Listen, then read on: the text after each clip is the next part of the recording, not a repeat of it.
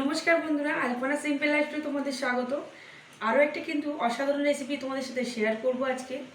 আর এই রেসিপিটা কিন্তু সন্ধ্যাবেলা চায়ের সাথে খেতে অসাধারণ লাগবে। আর এটা বাড়িতেও কোনো সময় গেস্ট আসলে তোমরা খুব ভালোভাবে এটা তৈরি করে দিতে পারবে। আজকের রেসিপি রুই মাছের ব্যাটার ফ্রাই। রুই মাছের ব্যাটার ফ্রাই বানানোর জন্য কী কী উপকরণ নিয়েছি চলো দেখে নিই। এখানে আমি নিয়েছি রুই মাছের পেটি, এখানে নিয়েছি একদম ঠান্ডা যে দুধ ফ্রিজে রাখার ওই দুধ নিয়েছি, এখানে নিয়েছি ডিম, আর আছে এখানে নুন, ময়দা, কর্নফ্লাওয়ার, চিনি, আদা রসুন বাটা, আমচুর পাউডার, গোলমরিচ গুঁড়ো। এখানে নিয়েছি পেঁয়াজ কুচোনো, ধনেপাতা কুচোনো, আলু ছোট ছোট করে একদম কুচোনো রয়েছে, ক্যাপসিকাম কুচোনো, গাজর কুচোনো, আর কাঁচা লঙ্কাটা আমি কুচিয়ে নেবো। মাছটাকে সিদ্ধ হওয়ার জন্য আমি কড়াই জল দিয়ে নিয়েছি, মাছগুলোকে আমি সিদ্ধ করে নেব। মাছটা সিদ্ধ হতে হতে আমি এখানে একটা ব্যাটার তৈরি করে নেব। প্রথমেই এখানে নিয়েছি আমি 1 বাটি ময়দা,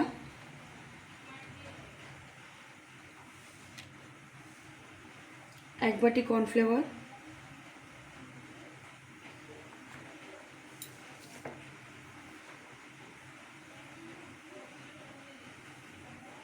পরিমাণ মতো নুন,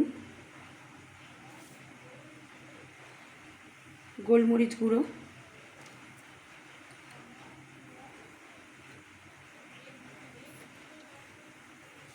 এখানে এবার একটা আমি ডিম দিয়ে দেবো,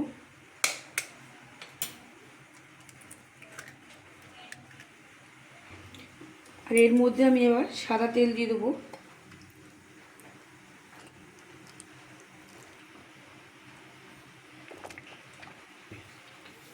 এবার ব্যাটারটাকে ভালো করে আমি একটু গুলে নেব। আর এখানে ঠান্ডা দুধ আর সাদা তেলটা দিলে কিন্তু যখন আমি ওটা ভাজবো তখন কিন্তু খুব সুন্দর একদম মচমচে ভাবটা আসবে। আর এখানে অল্প অল্প দুধ দিয়ে প্রথমে আমি গুলবো, একসাথে কিন্তু ঢেলে দিলে ব্যাটারটা পাতলা হয়ে গেলে একদমই ভালো হবে না।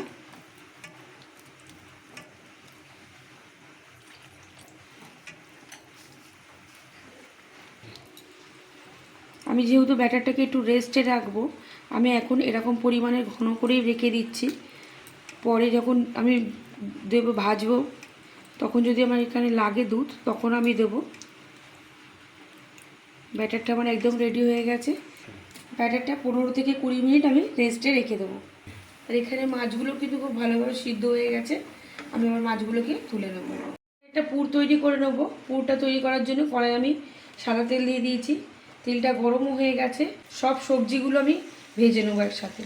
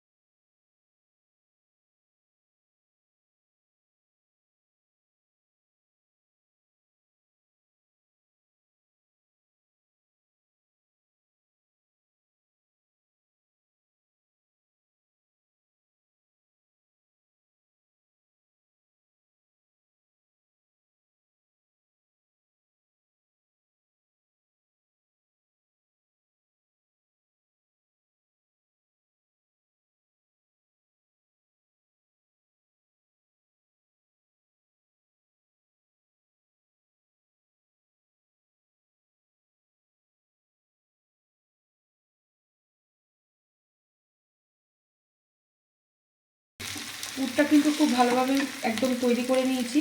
এবার মাছটা যেটা আমি সিদ্ধ করে রেখেছিলাম, ওই সিদ্ধ করা মাছটা আমি কাটা বেছে ছাড়িয়ে নিয়েছি, মাছগুলো দিয়ে দিলাম।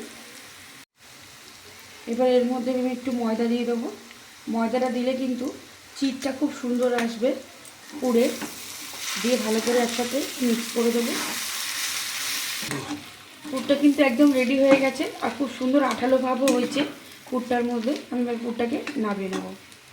এখানে আমি 3খানা ডিম ভেঙে নিয়েছি। ডিমের মধ্যে আমি অল্প করে নুন দিয়ে দেবো আর এর মধ্যে অল্প করে আমি জল দিয়ে দেবো।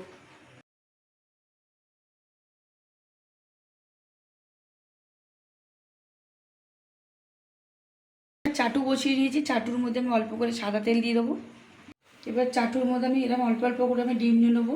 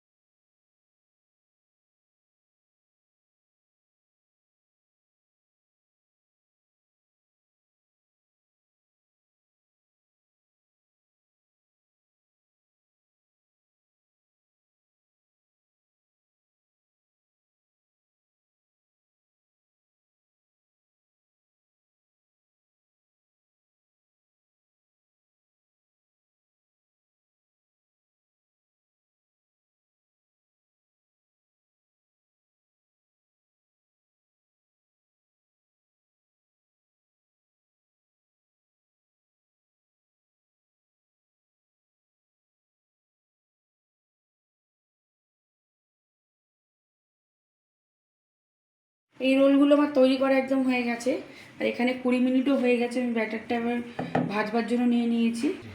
কড়াই তেল বসিয়ে দিয়েছি ভাজবার জন্য।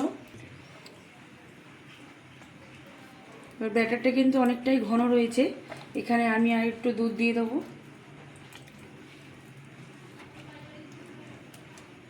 তেলটা গরম হয়ে গেছে, আমি এবার এগুলোকে এরকম দিয়ে দেবো ব্যাটারটার মধ্যে।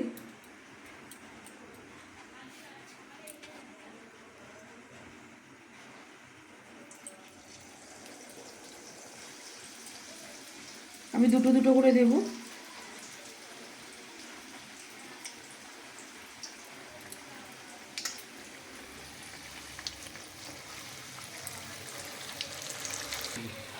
এই সময় কিন্তু গ্যাসের ফ্লেমটা একটু মিডিয়াম রাখতে হবে।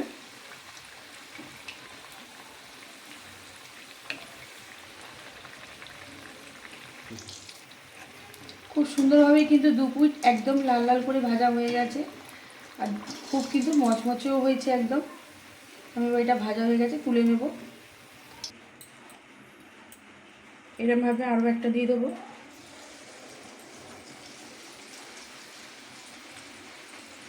এরকমভাবেই কিন্তু আমি সবগুলো ভেজে নেব। দেখলে তো বন্ধুরা, দারুণ কিন্তু একটা রেসিপি তোমাদের সাথে শেয়ার করলাম। আশা করি কিন্তু তোমাদের খুবই ভালো লাগবে এই রেসিপিটা। আর যদি ভালো লেগে থাকে তাহলে প্লিজ একটা লাইক, কমেন্ট, শেয়ার। আর যারা এখনও পর্যন্ত আমার চ্যানেলটাকে সাবস্ক্রাইব করোনি তারা প্লিজ আমার চ্যানেলটাকে সাবস্ক্রাইব করে আমার পাশে থাকার জন্য অনুরোধ রইল।